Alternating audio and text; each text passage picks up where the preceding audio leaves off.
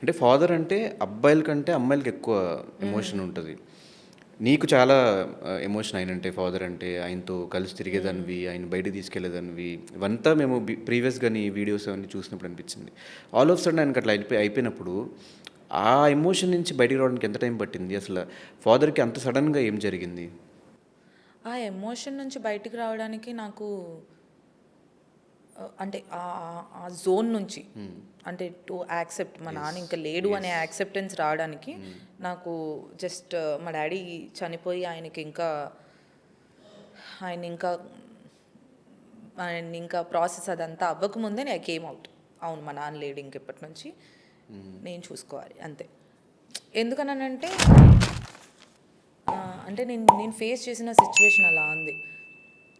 అదేంటి, మా నాన్న చనిపోతే మా నాన్న శవం పోకముందే మేము డబ్బులు ఇవ్వాలని ఆ గోల ఈ గోల, మా మమ్మీకేమో అక్కడ ఆస్తమా. అండ్ లైఫ్ నాకు మా నాన్న చనిపోయిన తర్వాతే తెలిసింది, మా నాన్న శవం ఇంకా పోకముందే మా చుట్టాలు హాల్లో నవ్వుతున్నారు. అరే అప్పుడు అర్థమైంది, నా పెయిన్ నాదిరా, మీ అందరిది కాదు. సో ఇప్పుడు మా నాన్న లేడు, ఎవరున్నారు నెక్స్ట్? మా అమ్మ, మా అన్నయ్య, వాళ్ళని చూసుకోవాలి. ఓకే, సో ఇది ఒక బాధ్యత నాకు. Okay fine, I accept it. కానీ ఏంటంటే ఆయన చూసుకున్నవన్నీ గుర్తొస్తూ ఉంటాయి కదా, ఆన్ అండ్ ఆఫ్. నాకు ఇప్పటికీ నేను ఒక్కదాన్ని వెళ్ళేటప్పుడు కార్లో నేను మాట్లాడుకుంటూ ఉంటాను మా నాన్నతో. ఎందుకంటే మా నాన్న శవం అదే ఆ కార్లోనే తీసుకొచ్చారు కాబట్టి ఐ స్టిల్ ఫీల్ మా నాన్న అక్కడ ఉన్నాడు అని.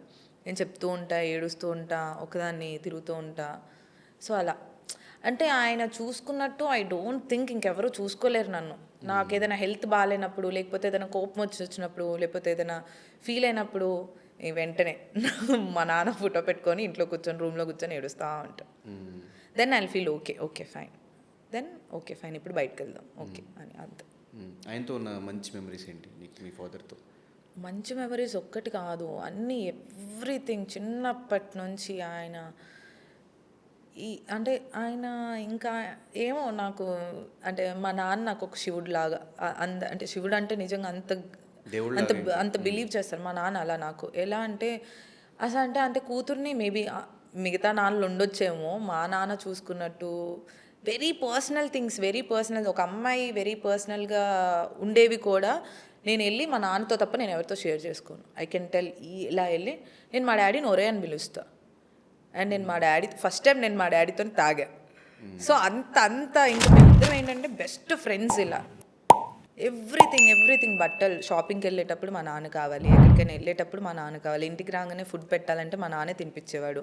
షూట్కి వెళ్ళేటప్పుడు పొద్దున్నే నాకంటే ముందు లెగిసి ఆయనే జ్యూసులు చేసి, ఆయనే అన్నీ చేసి, నా శారీ బ్లౌజులు కూడా కుట్టించుకొచ్చేది మా నాన్నే. ఇంకెలా చెప్పాలి, everything is my dad. So అలా మా డాడీ చనిపోయిన తర్వాత లిటరల్లీ మేము మళ్ళీ హైదరాబాద్ వచ్చిన తర్వాత మేము ముగ్గురం, నేను, మా మమ్మీ, మా అన్నయ్య, ఆల్మోస్ట్ ఒక 20 days 25 days ఇంట్లో వంటే వండలేదు, అసలు స్టవ్ ఆన్ చేయలేదు.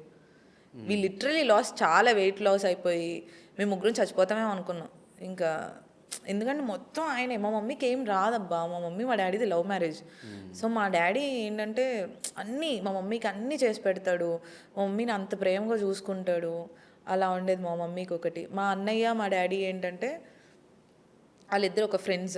లేకపోతే ఫాదర్ అండ్ సన్ కొట్టుకోవడం ఎప్పుడు చూసి వాళ్ళిద్దరు ఎప్పుడు తిట్టుకుంటూనే ఉంటారు. ఏదైనా షర్ట్ వస్తే మా అన్నయ్య నీకు బాగాలేదు, నాకు బాగుంటుంది, నీకు అంత ఇద్దరు అలా ఉండేవాళ్ళు. సో మా అన్నయ్య రూమ్లో పడిపోయి, నేను ఒక రూమ్లో పడిపోయి, మా మమ్మీ ఏడ్చుకుంటూ అలా